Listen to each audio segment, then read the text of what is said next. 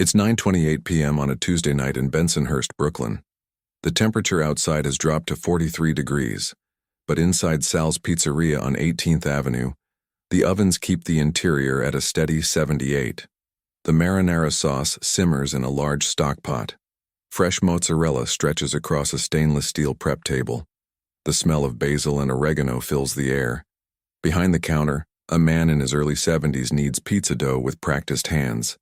White hair, gold-rimmed reading glasses, flour dusted across his apron. His name is Salvatore Benedetto. To the neighborhood, he's just Sal, the guy who's been making pizza here for 23 years, who remembers your order, who asks about your kids. What the four men now walking through his front door don't know, what their bosses failed to tell them, is that Sal isn't actually Salvatore Benedetto. He's Salvatore D'Angelo, a former hitman for the Bonanno crime family who earned the nickname The Accountant during 15 years as their most precise killer. He testified against his own blood in 1997, disappeared into witness protection, and has spent the last 26 years waiting for exactly this moment. The debt they've come to collect is actually one he's been owed since 1994. And tonight, in the back office where he keeps his delivery receipts and tax documents, there's something far more dangerous than unpaid protection money. Tonight, the books finally balance. The man behind the counter. Salvatore Michael D'Angelo was born in Red Hook, Brooklyn on March 8, 1951. His father, Giuseppe D'Angelo, worked the docks. His mother, Angela, cleaned houses in Manhattan. They were working-class Italian immigrants who believed in three things: family, church, and keeping your head down. Sal grew up believing the same things, until the summer of 1965, when he watched his father get beaten nearly to death by loan sharks on their front stoop over a $200 debt. Giuseppe survived, but something in 14-year-old Sal changed that night. He learned that honest work didn't protect you, that the real power in his neighborhood didn't come from prayer or hard labor. It came from fear. By 18, Sal was running numbers for the Bonanno family. By 22, he'd proven himself reliable enough to handle collections. By 25, he'd made his first kill. A rival family's soldier who'd been skimming from card games in Bay Ridge. The hit was clean, professional. No witnesses, no evidence, no mistakes. That's when they started calling him the Accountant. Not because he was good with numbers, but because he balanced the books. When someone owed the family money, respect, blood, Sal settled the account. Between 1976 and 1991, Sal was involved in at least 19 murders. The FBI would later confirm 11 with certainty. He was methodical, patient. He didn't use the same method twice. He didn't leave patterns. A car bomb in Queens, poison in Staten Island, a staged robbery in Manhattan. Each hit looked different, but they all had Sal's signature: precision, no collateral damage, no loose ends. D'Angelo was the opposite of a cowboy. Former FBI agent Patricia Morrison told me years later. Most mob killers are sloppy. They're emotional. They leave trails. Sal treated murder like accounting. Every detail planned, every variable considered, every risk calculated.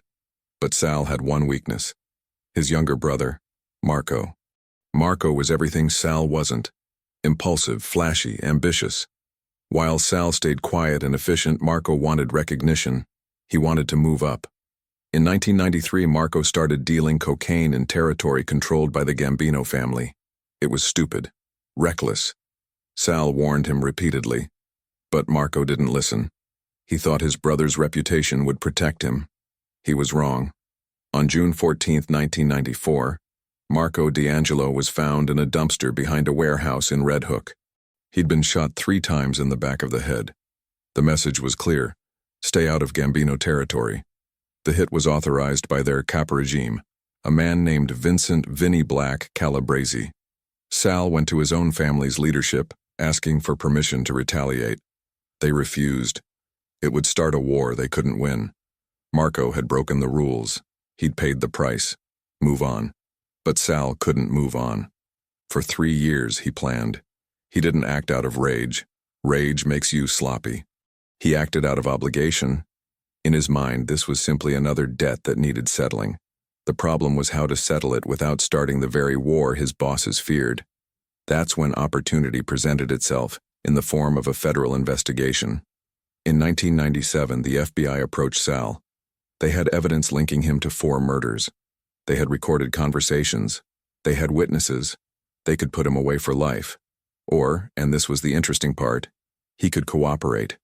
He could testify against the Bonanno leadership, enter witness protection, and disappear. Sal saw the angle immediately. If he testified, he'd take down his own family structure. The resulting chaos would create opportunities. The Gambinos, seeing the Bonannos weakened, might make moves. And in that chaos, people make mistakes. People die. Sal agreed to cooperate on one condition. The FBI had to relocate him to Brooklyn. Not just Brooklyn, Bensonhurst. Right in Gambino territory. They thought he was crazy. Witness protection meant disappearing to Nebraska or Idaho, not moving into the neighborhood of the people who wanted you dead. But Sal insisted. He had his reasons. The FBI made it happen. In 1998, Salvatore D'Angelo became Salvatore Benedetto. They gave him a background. He was a widower from Naples who'd immigrated to America in 1995. They gave him a business loan. They helped him open Sal's Pizzeria at 847 18th Avenue, a modest corner establishment with good foot traffic and even better surveillance potential.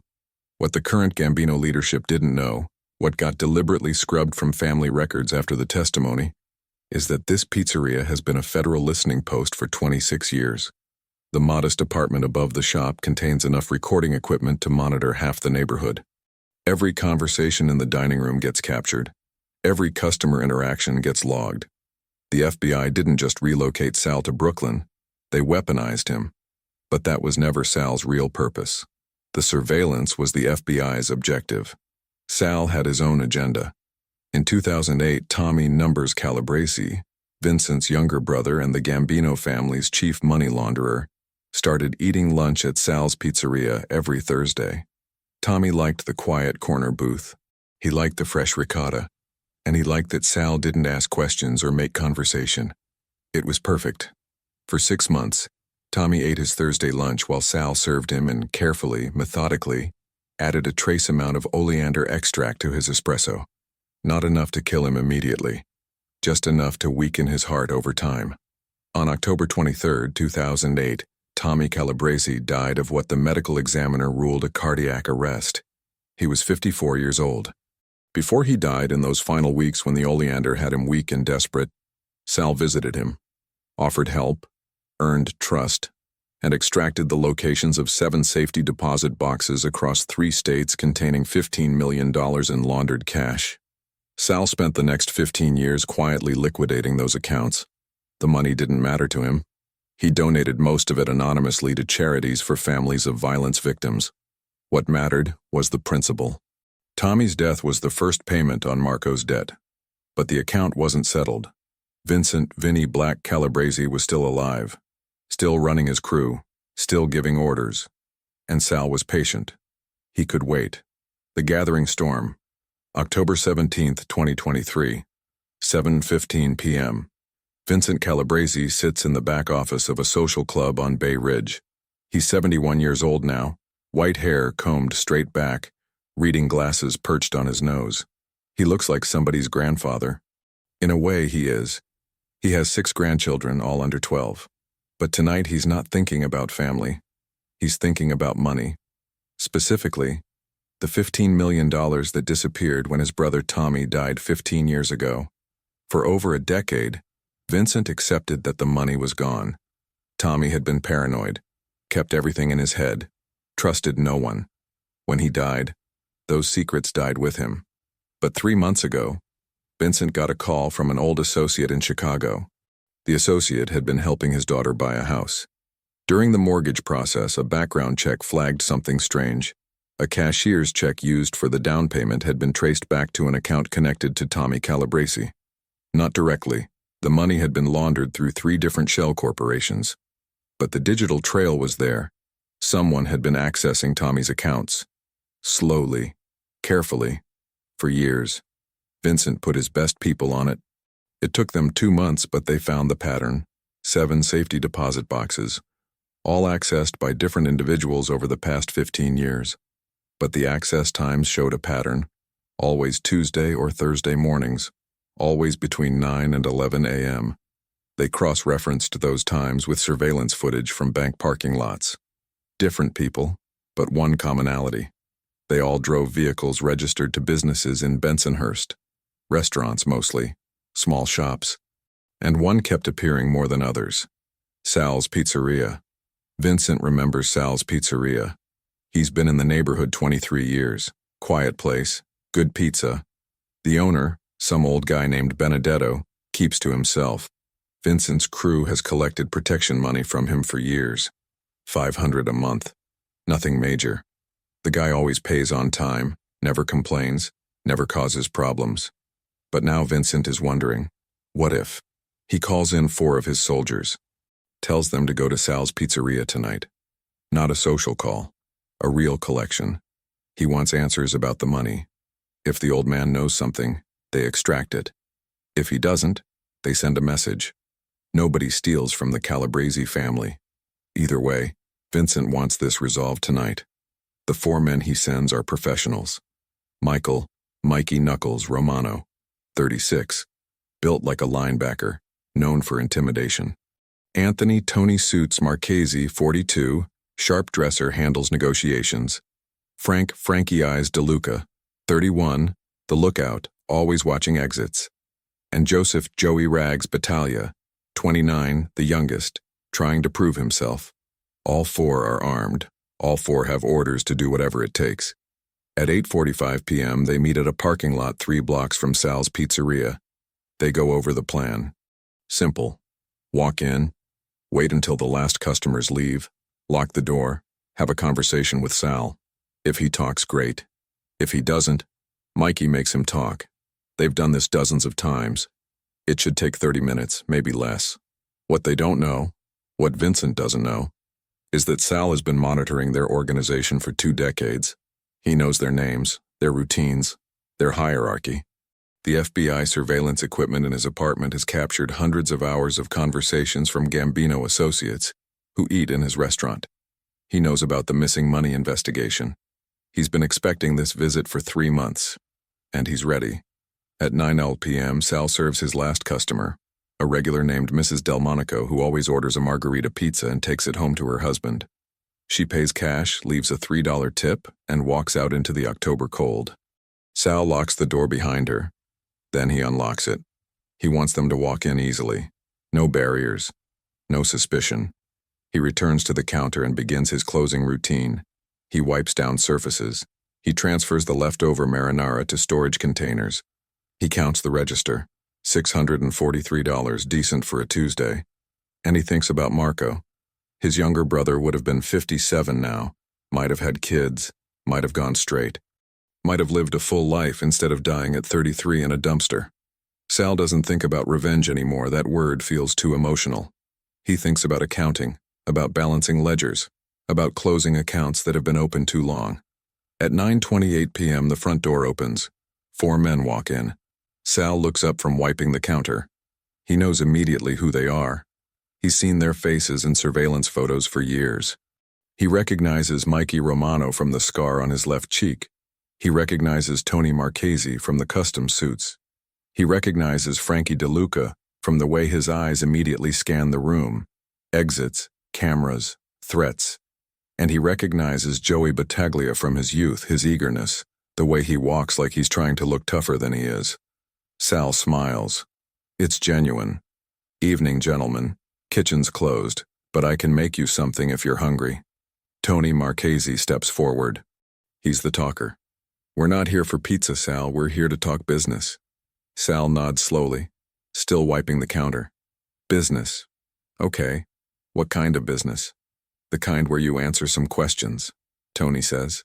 The kind where everybody stays friendly. Frankie DeLuca moves to the door, turns the sign to closed, locks it. Joey Battaglia positions himself near the kitchen entrance. Mikey Romano just stands there, arms crossed, staring at Sal. It's meant to intimidate.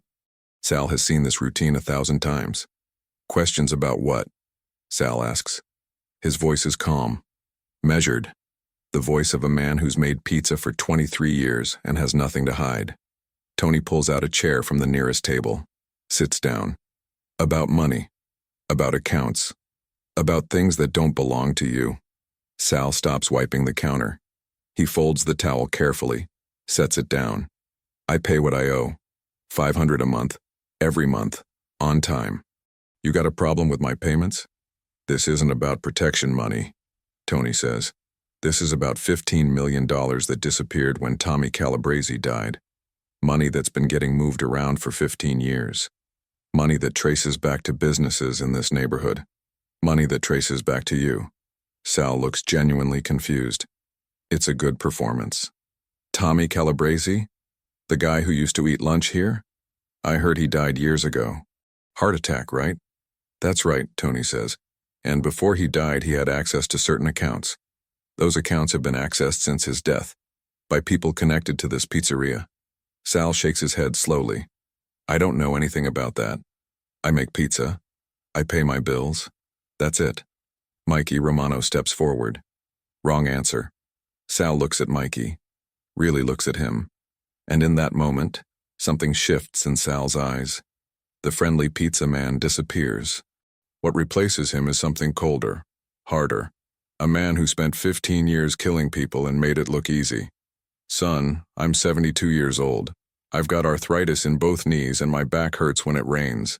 You think I'm stealing money from the Gambino family? You think I'm that stupid? I think you're going to tell us what you know, Mikey says. One way or another. Sal sighs. He reaches under the counter slowly, carefully, and pulls out a manila envelope. He sets it on the counter between them. You want to know about Tommy Calabrese? Fine, here's what I know. Tony stands up, walks to the counter, picks up the envelope. He opens it. Inside are photographs. Surveillance photos. Dozens of them. Photos of Tommy Calabrese entering banks. Photos of him at safety deposit boxes. Photos of him meeting with money launderers. And, most damning, photos of him skimming money from those accounts. Money that should have gone to the Gambino family. Money he was keeping for himself. Tony looks at the photos, then at Sal. Where did you get these? Tommy gave them to me, Sal says quietly. Before he died. He knew his heart was going bad. He knew he didn't have much time. He came to me because I was neutral. Just a pizza guy. Nobody important. He wanted someone to have evidence of what he'd been doing. Insurance, he called it. In case his brother tried to blame other people for the missing money. It's a perfect lie. Smooth. Believable. And it puts Vincent Calabrese in an impossible position. Either his brother was stealing from the family, or someone else was framing him. Either way, it's a problem. Tony studies Sal's face, looking for tells. Sal gives him nothing. Just an old man tired of being threatened. Why didn't you come forward with this before? Because I'm not stupid, Sal says. You think I want to get involved in family business? I took the envelope. I put it in a drawer. I forgot about it. Until tonight. Joey Battaglia, who's been quiet this whole time, speaks up. He's lying. He's got to be lying. Sal turns to Joey. Kid, I've been making pizza in this neighborhood for 23 years. You think I'd last that long if I was stealing from Vincent Calabrese? Use your head. Before we continue, I want to know, where are you watching from? Drop your city and state in the comments. This story happened in Brooklyn, but the dynamics of organized crime, witness protection, and long-game revenge exist in cities across America. I want to know where this channel reaches, and I want to hear your thoughts throughout this story. Have you ever encountered someone who seemed ordinary but had a hidden past? Let me know below. Act 2. The confrontation. The decision point. Sal watches the four men process the photographs. He can read the uncertainty in their body language. Tony is the thinker. He's already calculating angles, considering implications. Mikey is the muscle. He doesn't care about photographs, he cares about orders. Frankie is the watcher. His eyes keep moving between Sal and the exits, looking for the trap he senses but can't identify. And Joey is the weak link. Young, eager to prove himself but lacking the experience to understand the game being played. In Sal's mind, a switch flips. Not rage, not fear. Something colder. Something mechanical. It's the same mental state he inhabited for 15 years when he worked for the Bananos. Time seems to slow. His awareness sharpens. He catalogs the room with the precision that earned him his nickname.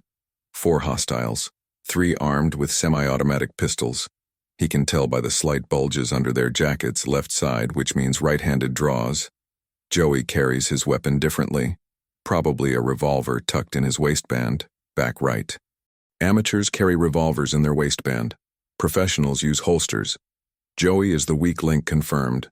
The pizzeria layout, front door locked, 30 feet away. Kitchen entrance behind him, 15 feet.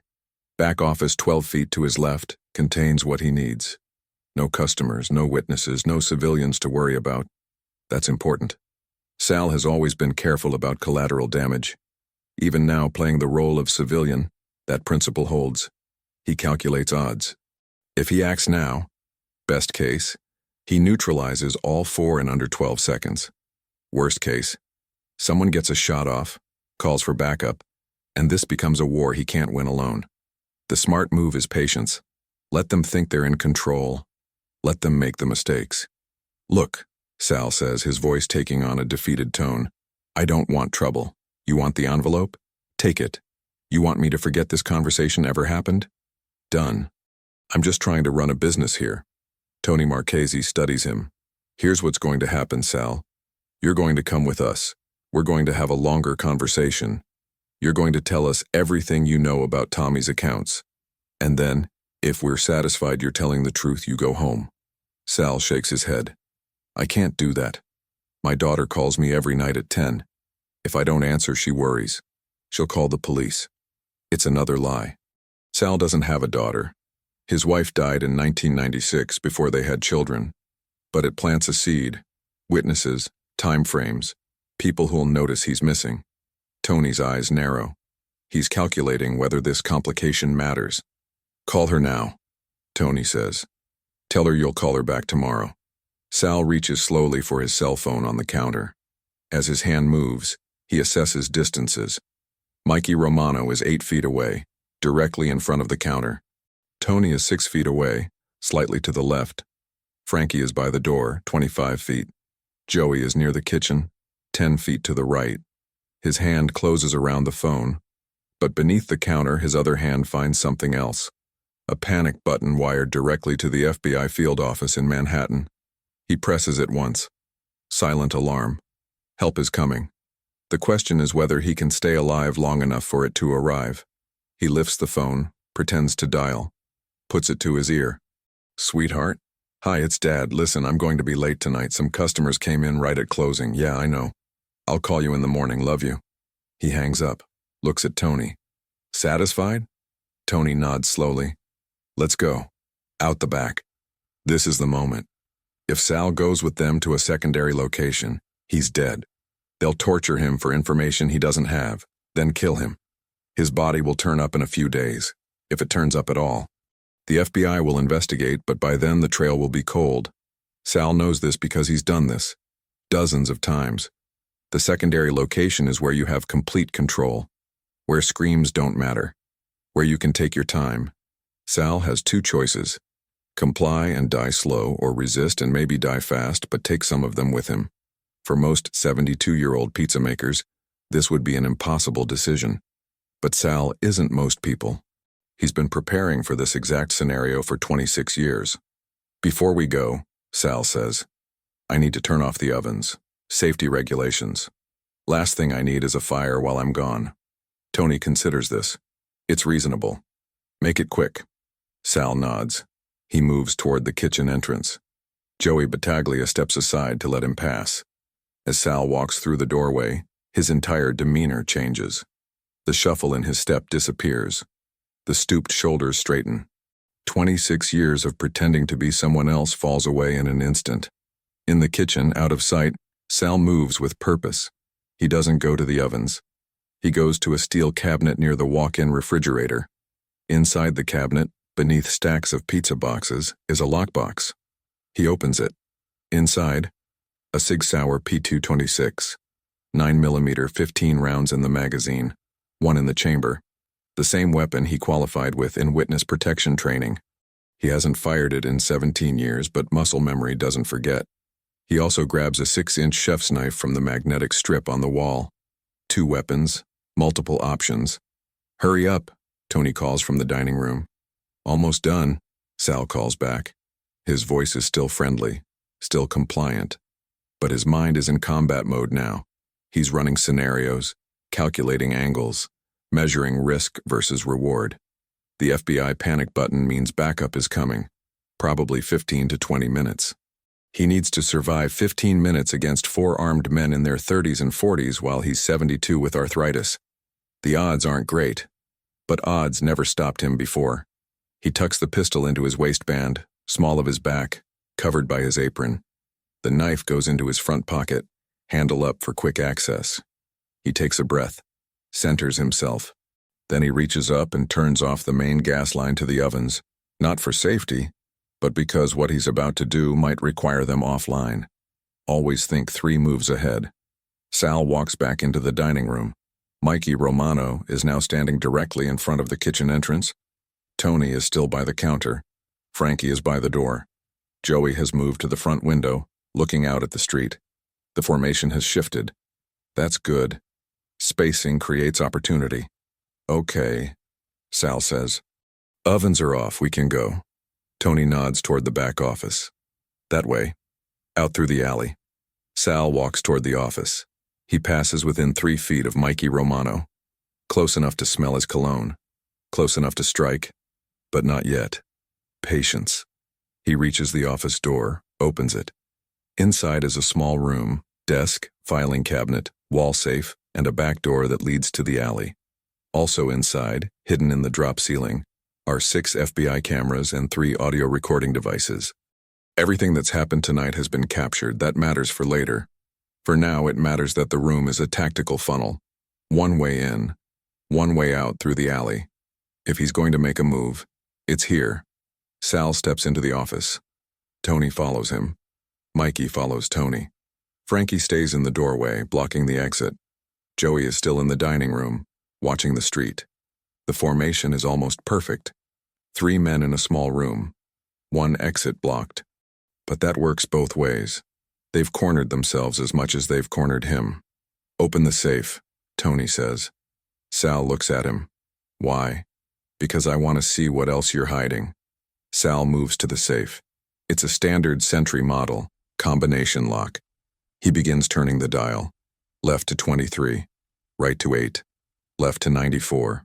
The combination spells out Marco's birthday, February 23rd, 1961, died June 14th, 1994. Every time Sal opens this safe, he thinks about his brother. Every time he remembers why he's here. The safe opens. Inside, cash from the register deposits, tax documents, insurance papers, and, sitting on top, a photograph. Tony leans in to look.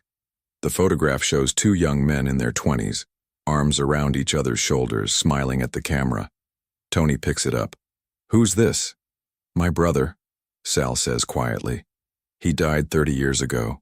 Tony studies the photo. How'd he die? He made some bad choices, Sal says. Got involved with people he shouldn't have. They killed him for it. There's a moment of silence. Tony looks at the photo, then at Sal.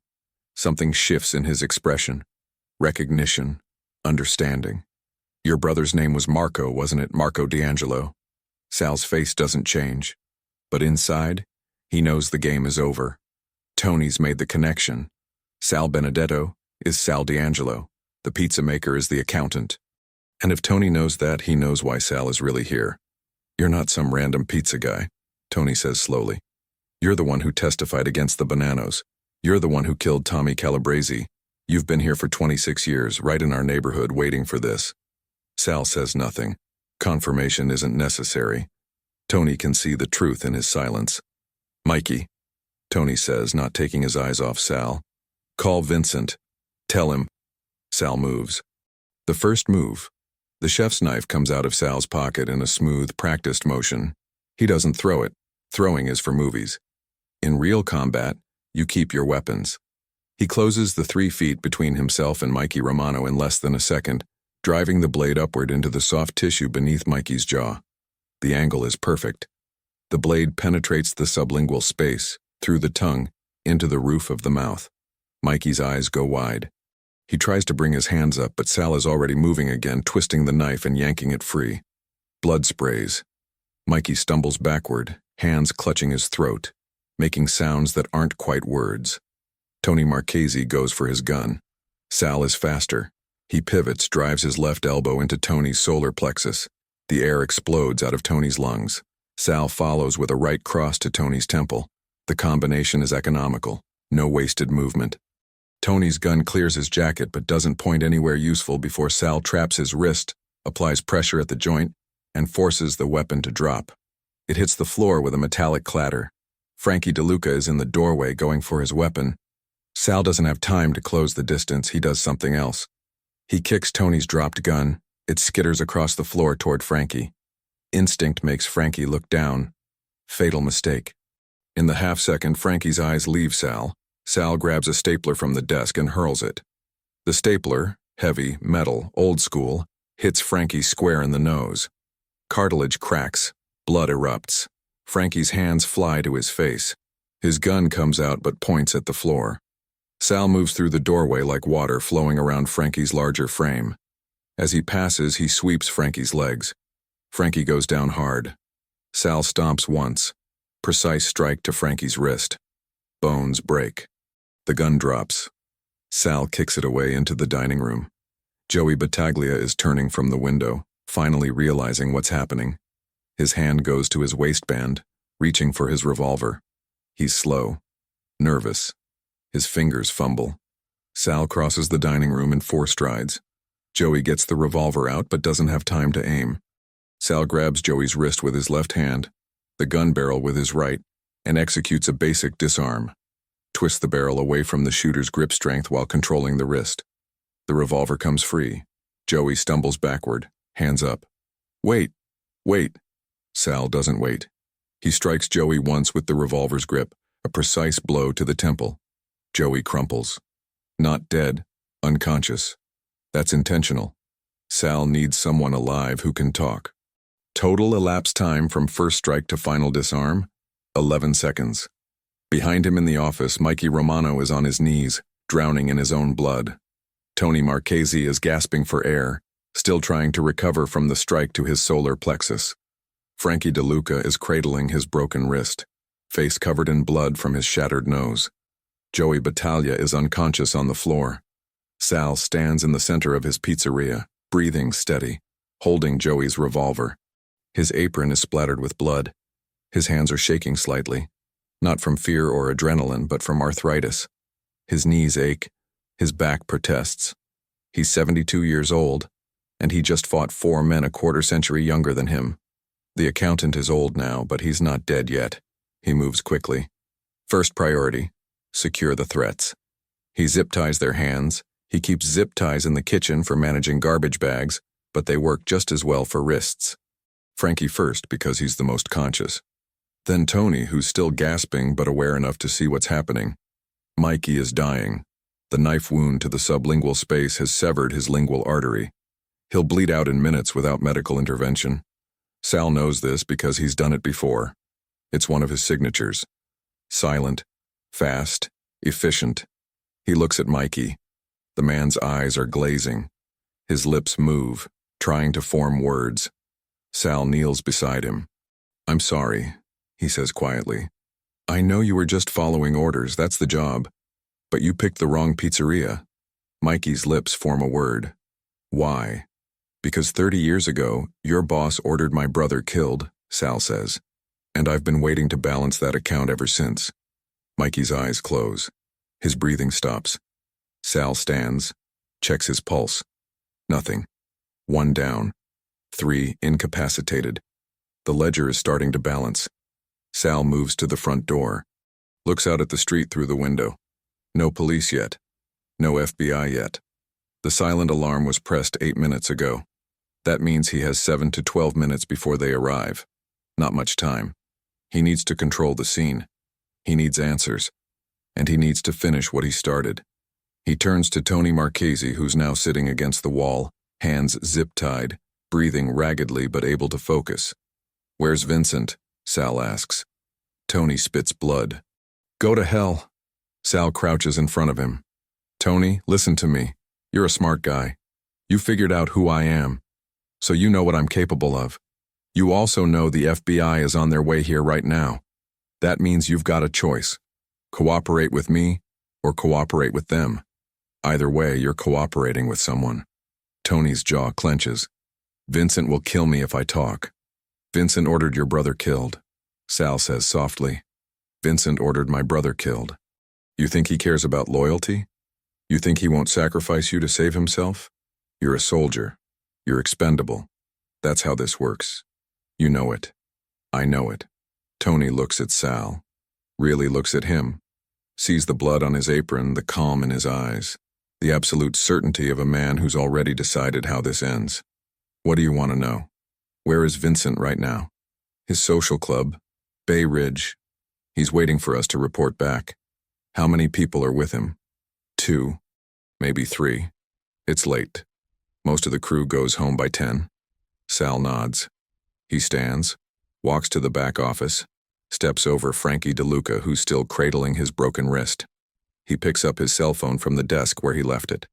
He dials a number he memorized 26 years ago. A number he's never called but always knew he might need. The phone rings twice. A woman's voice answers. Federal Bureau of Investigation, how may I direct your call? This is Asset Tango 7 Charlie, Sal says, using his witness protection designation. I've got 4 hostiles at my location. 1 deceased, 3 subdued. Requesting immediate extraction and priority response to 847 18th Avenue, Brooklyn. Also requesting tactical support for a secondary location, Vincent Calabresi's social club in Bay Ridge. Time sensitive. Calabresi is expecting a report from his crew. When it doesn't come, he'll know something's wrong.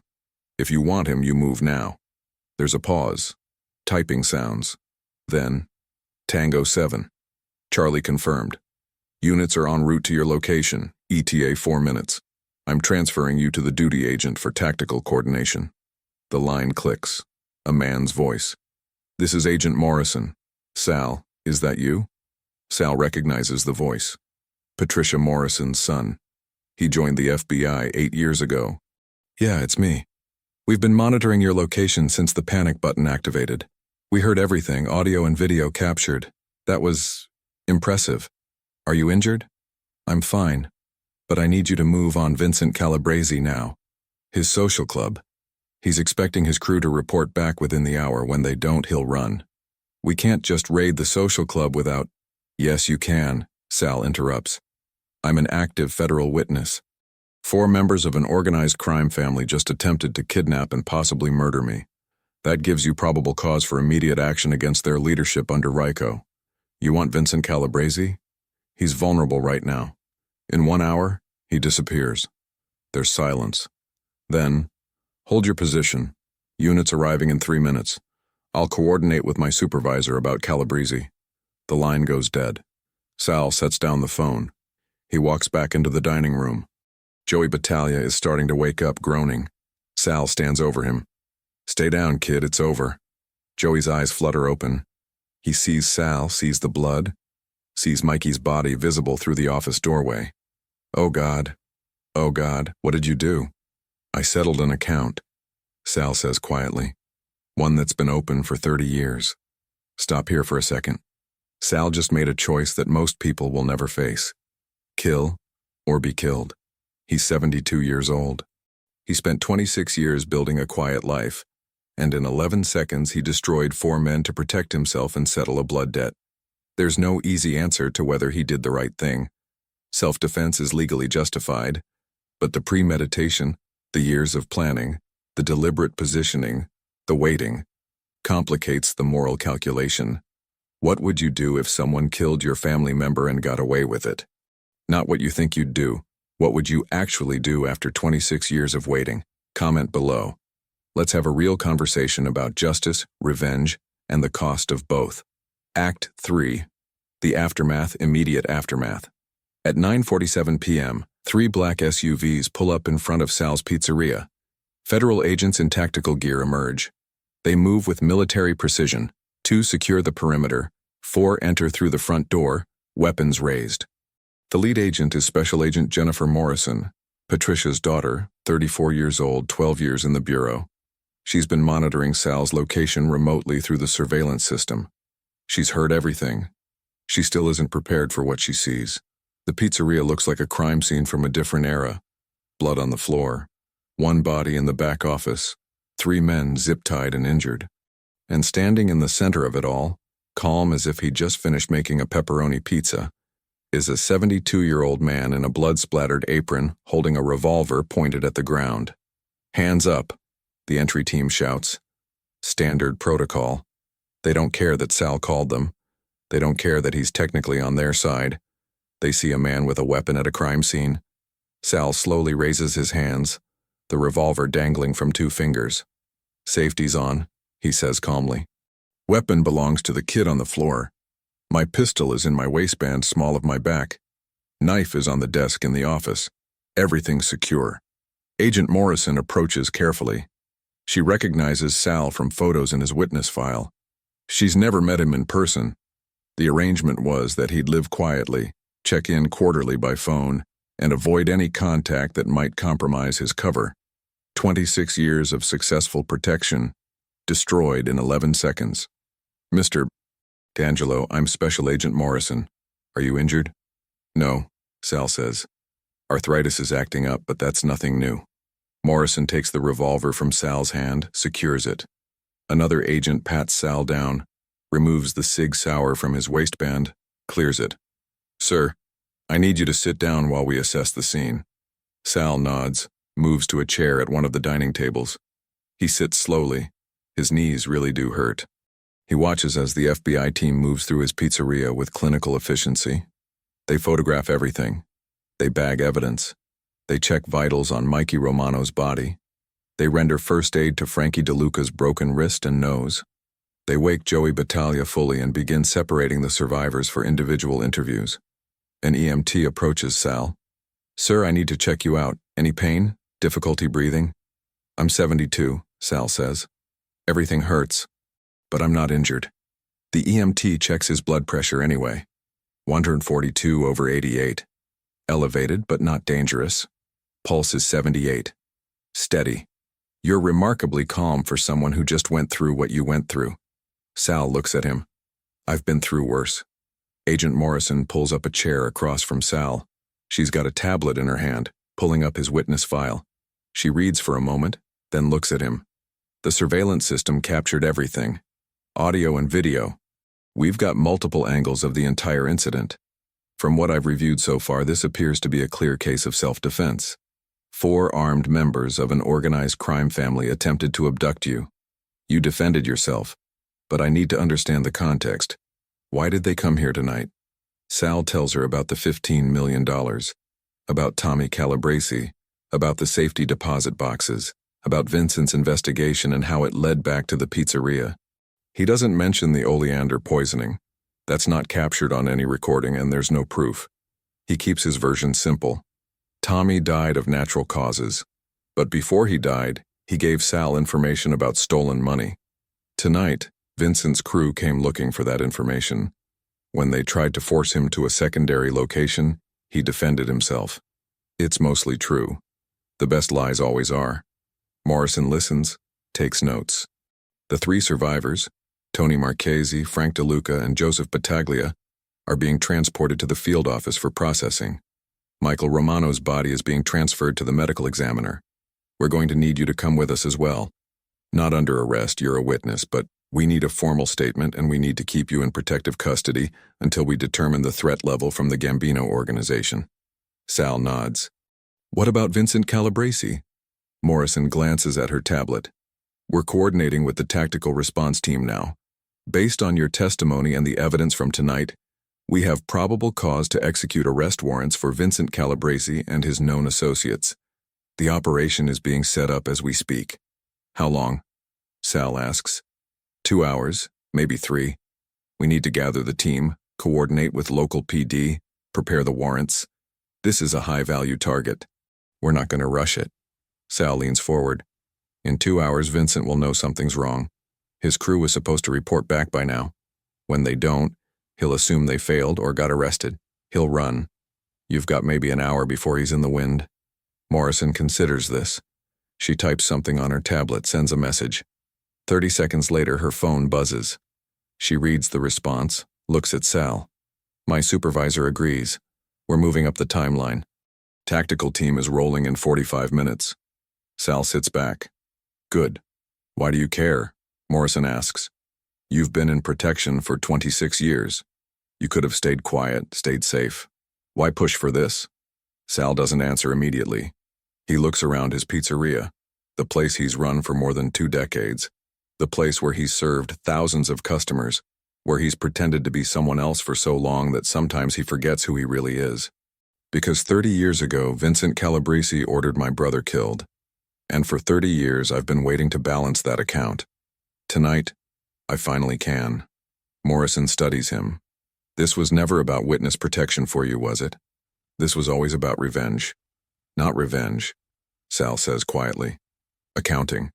There's a difference. Investigation. By 11 p.m., the FBI has mobilized a full tactical response team, 12 agents, heavily armed, supported by local NYPD units. They converge on Vincent Calabrese's social club on Bay Ridge, a modest storefront sandwiched between a dry cleaner and a bakery. The lights are still on inside. Through the windows, they can see 3 figures moving around. The raid is textbook. Agents secure the perimeter first. They cut power to adjacent buildings to isolate the target location. They establish containment. No one in, no one out. Then, at 11:23 p.m., they breach the front door simultaneously with the back. Flashbangs deploy. The tactical team floods in with overwhelming force. Vincent Calabrese is sitting at a card table in the back room, playing solitaire.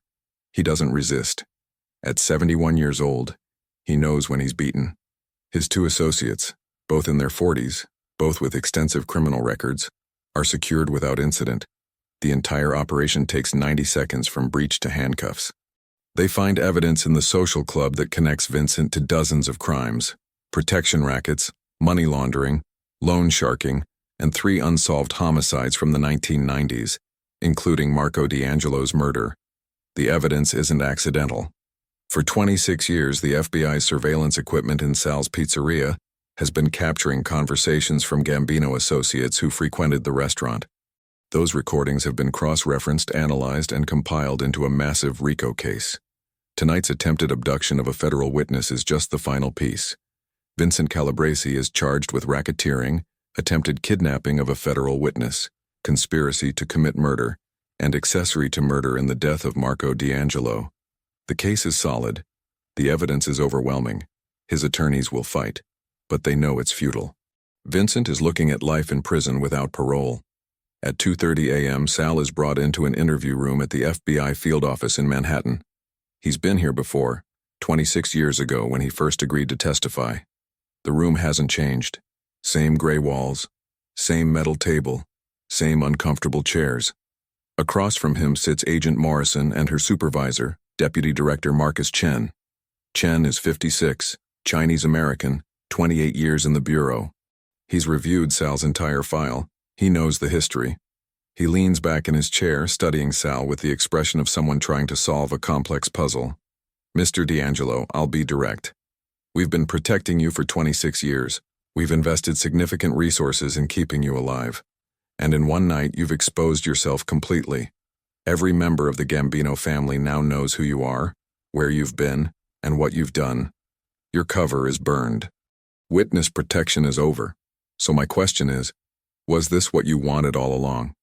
Sal meets his gaze steadily. Yes. Why? Because I had a debt to settle, and I couldn't settle it while hiding. Chen nods slowly. Marco's murder. Yes. And the $15 million? What really happened to Tommy Calabrese? Sal doesn't flinch. Tommy died of a heart attack. The medical examiner confirmed it. As for the money, I don't know anything about that. Tommy gave me some photographs before he died. That's what I told Vincent's crew. That's what I'm telling you. Chen leans forward. The surveillance footage from your pizzeria doesn't show Tommy Calabrese ever giving you photographs. It doesn't show him confiding in you at all. He ate lunch there occasionally. He never spoke to you beyond ordering food. Cameras don't capture everything, Sal says. Maybe he gave them to me outside. Maybe he mailed them. Maybe I'm misremembering. It was 15 years ago. Or maybe, Chen says, you killed Tommy Calabresi. Maybe you extracted information from him about the money. Maybe you've been systematically liquidating those accounts for 15 years. And maybe you used that stolen money to finance your wait for revenge against Vincent. Sal says nothing. The silence stretches out. Chen sighs. We can't prove any of that. Tommy's death was ruled natural causes. There's no evidence of foul play. And even if there was, the statute of limitations has run out on most potential charges. So here's where we are. You're a 72-year-old federal witness who just killed a member of organized crime in self-defense. The shooting is justified. The evidence supports your actions, but your protection is over. We can't relocate you again. We can't give you a new identity. You've burned that bridge. I know, Sal says. So what are you going to do?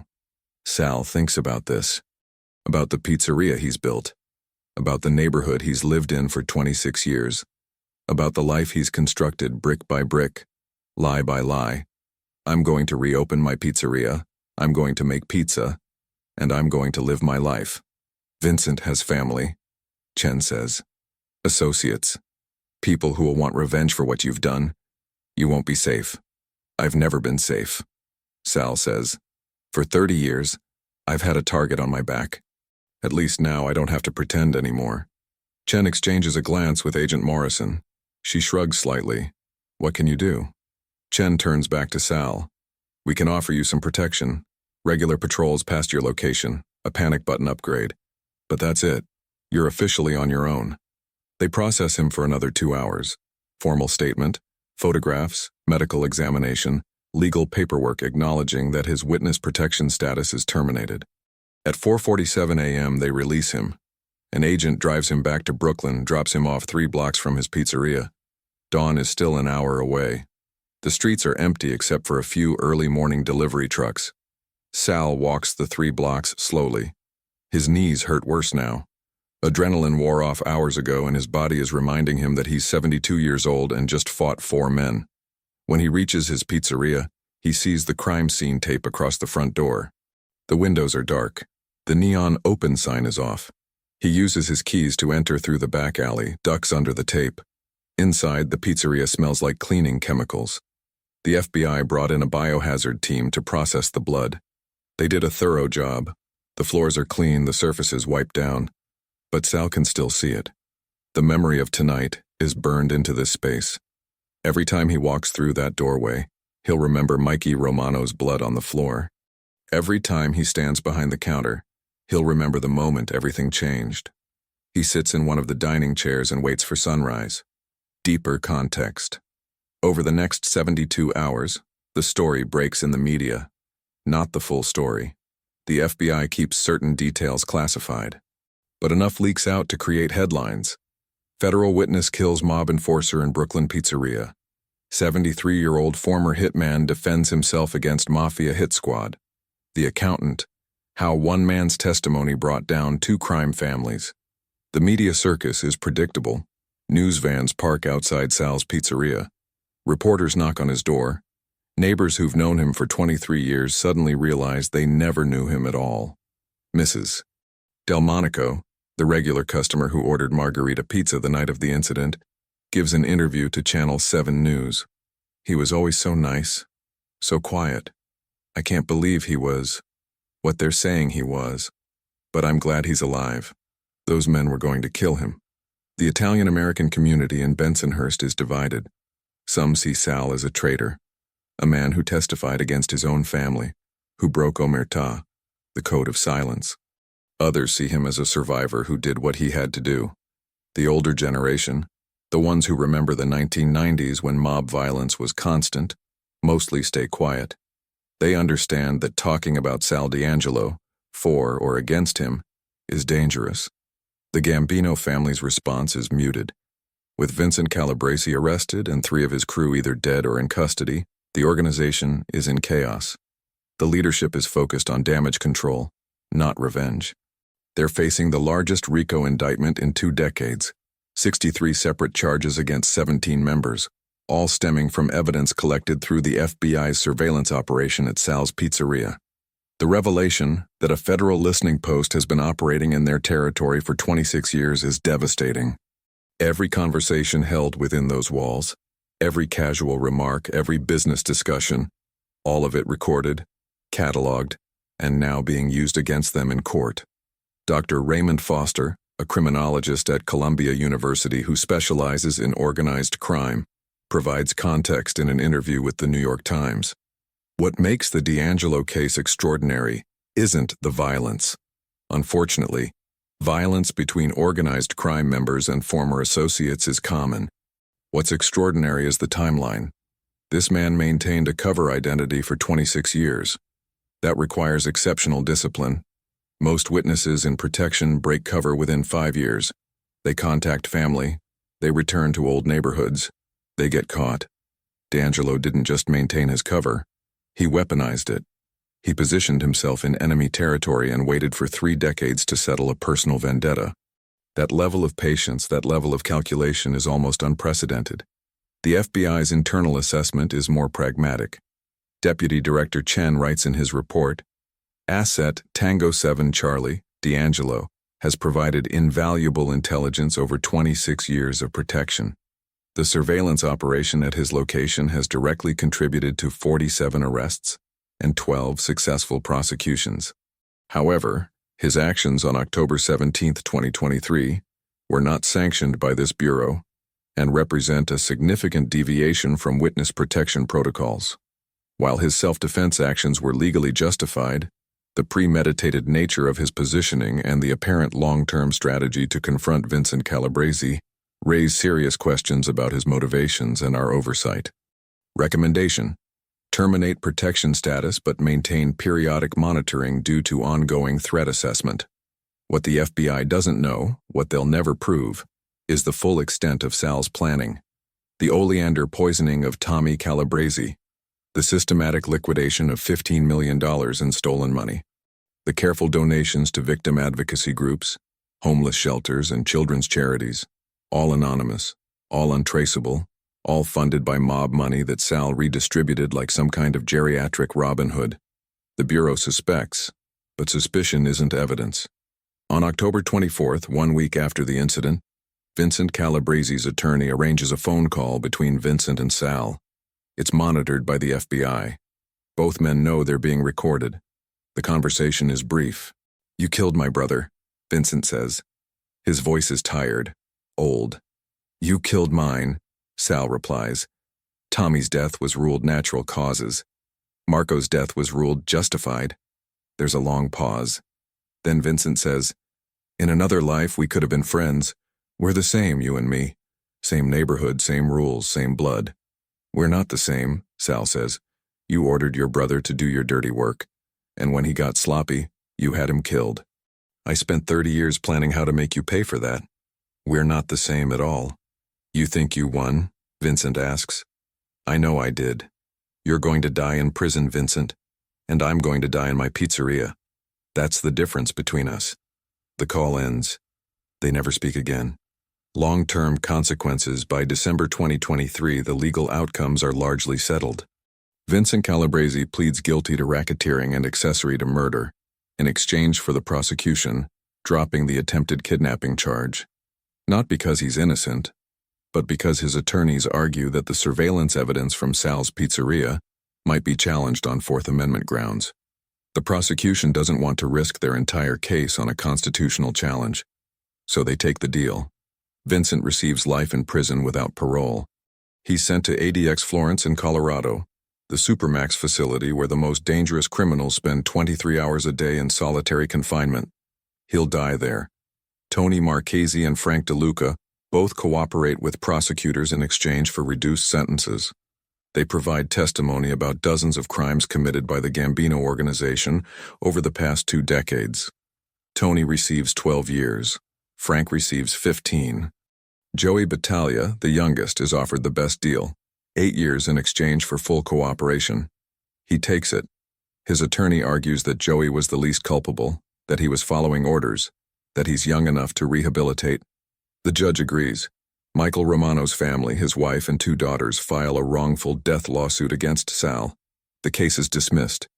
Self-defense is an absolute defense in New York civil court, when the threat is imminent and deadly force is reasonable.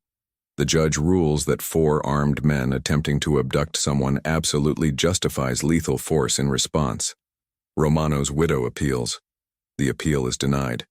She gives an interview to a local news station. He was somebody's husband, somebody's father, and now he's gone because he followed orders from a man who's going to prison anyway. For what? For nothing. My daughters don't have a father because of this stupid, pointless violence. She's right, that's the tragedy of it. Mikey Romano was a husband and father. He had a daughter who played soccer and another who loved painting. He coached Little League on weekends. He was also a mob enforcer who broke bones for money and would have killed Sal without hesitation if ordered to. Both things can be true. The moral complexity is uncomfortable, so most people choose a side and ignore the nuance. Sal's Pizzeria reopens on November 3, 2023. The first day, protesters line up outside. Some carry signs supporting Sal, hero, self-defense, justice for Marco. Others carry signs condemning him, murderer, traitor, snitch. The police maintain a presence to prevent confrontation. By day 3, the protesters get bored and leave. By week 2, regular customers start coming back.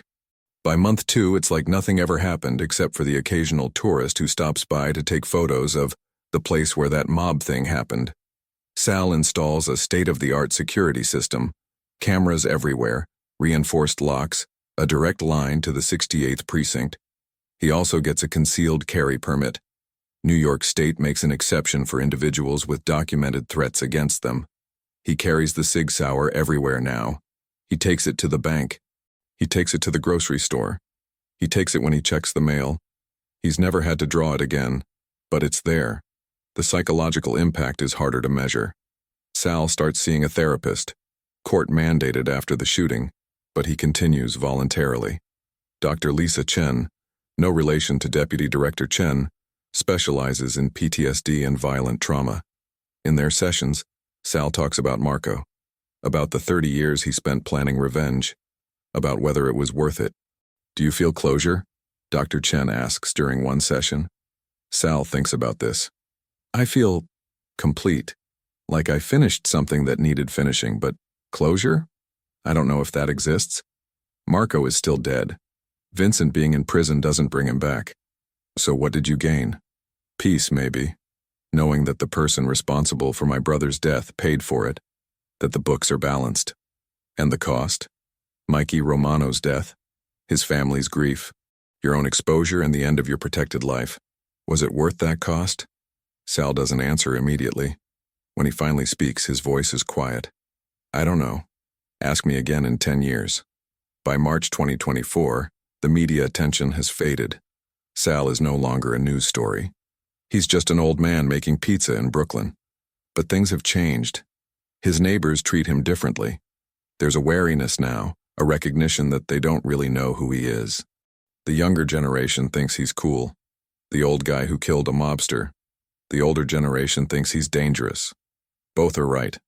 One evening, a young man comes into the pizzeria, early 20s, wearing a college hoodie, nervous energy. He approaches the counter. Are you Sal? The real Sal? Depends who's asking, Sal says. My name is Marcus. Marcus Romano. I'm Mikey Romano's nephew. Sal's hand moves instinctively toward his waistband, then stops. The kid is unarmed, scared even. I don't want trouble, Marcus says quickly. I just wanted to see you, to understand. My uncle was a criminal. I know that. My family knows that. But he was also my uncle.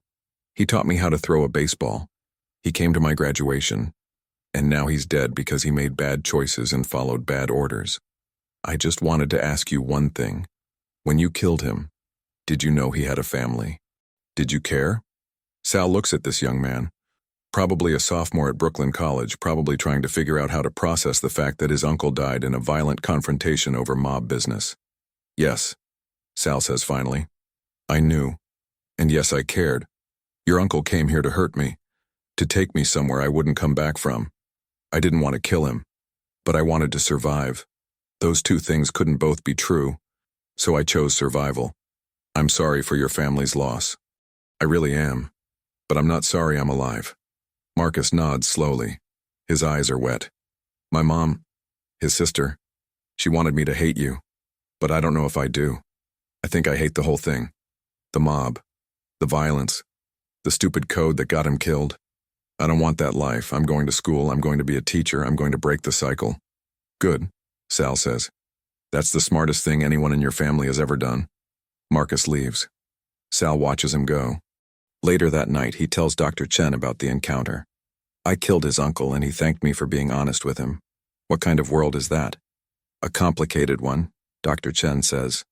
You're not a hero, Sal, but you're not a villain either. You're a man who made choices. Some good, some terrible, and now you're living with the consequences. That's all any of us can do. Reflection and analysis. It's now December 2025, 2 years since the incident. Sal is 74 years old.